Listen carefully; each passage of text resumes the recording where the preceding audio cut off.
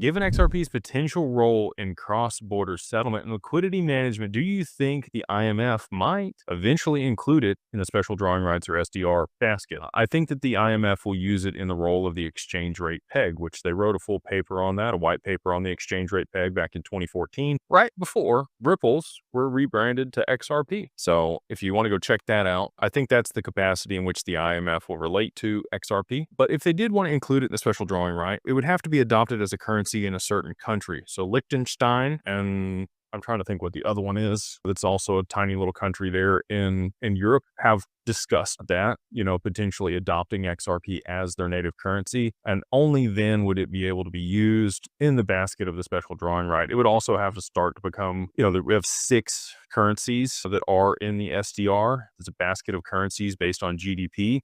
The GDP of that tiny little nation would have to become massive and have to be in the top 7 GDPs in the world in order to be included in the SDR. So there's a bunch of things that would have to happen. It's not without possibility that could take place, but I do think that it's much more likely that, again, the IMF, since you pointed out that body, they're going to relate to it as the exchange rate peg, and global markets will eventually be priced in drops of XRP, is my thesis.